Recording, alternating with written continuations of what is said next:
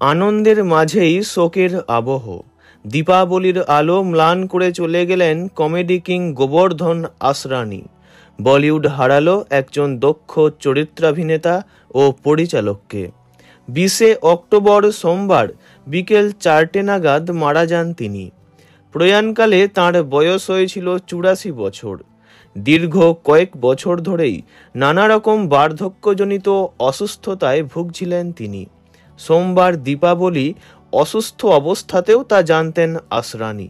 মারা যাওয়ার কয়েক ঘন্টা আগে সমাজ মাধ্যমে সবাইকে উৎসবের শুভেচ্ছাও জানান তিনি।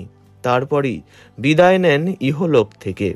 জানা গিয়েছে তিনি তার স্ত্রী মঞ্জুকে নির্দেশ দিয়ে গিয়েছিলেন তার অন্তিম ক্রিয়ায় যেন প্রচুর মানুষ ভিড় না করেন।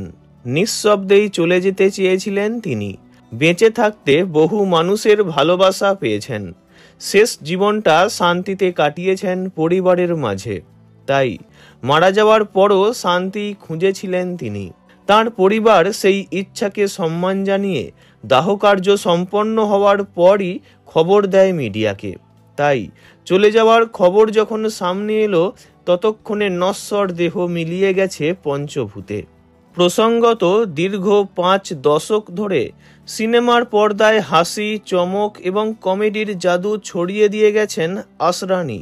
তার বহু চরিত্র মানুষের মনে গেঁথে রয়েছে। শোলে, চুপকে চুপকে, মেরে আপনে, বাবরচি, নমক হারাম, রফু চক্কর, নালায়েক, ঢোল, ধামাল, ভুলভুলাইয়া, খাট্টা মিঠা ইত্যাদি তাঁর কেরিয়ারের কিছু উল্লেখযোগ্য ছবি। শোলে ছবির জেলার চরিত্রটি তখন এতটাই জনপ্রিয় হয়েছিল যে ওই চরিত্রে তাঁর সংলাপ মানুষের মুখে মুখে ঘুরত। ধামাল ছবিতে বোমানের গাড়িপ্রেমী বাবার ভূমিকায় আসরানির অভিনয় চিরকাল মনে রাখবে দর্শক। আজও তাঁর বলা ডায়লগ মিম মেটেরিয়ালে ব্যবহার করা হয়।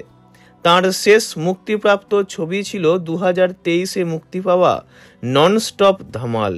পরপারে যেখানেই থাকুন ভালো থাকুন তিনি। ওনার বিদেহী আত্মার চির শান্তি কামনা করি। ভিডিওটি এইটুকুই।